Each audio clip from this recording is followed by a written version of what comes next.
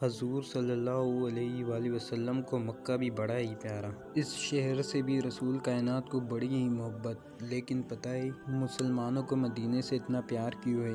یہ محبت ذاتی نہیں، یہ بھی خدائی ہے۔ یہ نہ اللہ کی دی ہوئی ہے، مالک کی عطا ہے۔ حضور نے دعا فرمائی مدینے کی محبت کے لیے۔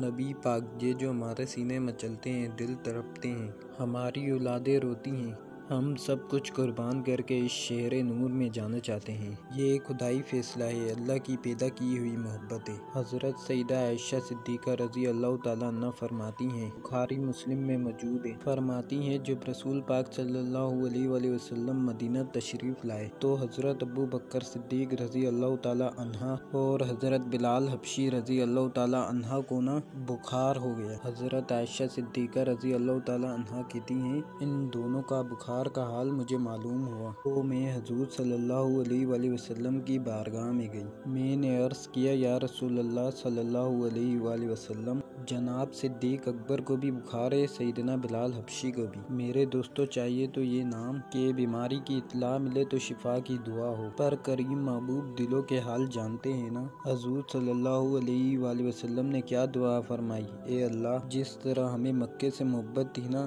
اسی طرح ہمیں مدینے کی بھی محبت دے دے، بلکہ ہمیں مدینے کی محبت مکے سے بھی زیادہ فرما دے۔ یہ دعا حضور نے مانگی تو مومنوں کے دلوں میں پیار ہے مدینے کا، کہ نبی پاک صلی اللہ علیہ وآلہ وسلم نے مانگا اللہ سے، دلوں میں پیار ہے، دل کھینچے چلے جاتے ہیں، کھینچے چلے جاتے ہیں۔ رسول پاک نے دعا فرمائی، اللہ ہمارے دلوں میں مدینے کی محبت پیدا فرما دے، اور پھر فرمایا، اے اللہ مدینے کو صحت مند شہر بنا دے، اور فرمایا اس بخار کو یہاں سے منتقل کر دے، جوفہ کی طرف بھیج دے، اس بخار کو نکال دے، اس کو صحت مند صحت والا شہر بنا دے۔ وہاں تو بڑے بڑے بیمار جا کے ٹھیک ہو جاتے ہیں، بڑے بڑے کمزور جا کے تندرست ہو جاتے ہیں، بڑے بڑے بوڑھے جا کے لگتا ہے توانا ہو گئے۔ ایک تو شہر ہے، کیا باتیں ہیں اس شہر کی۔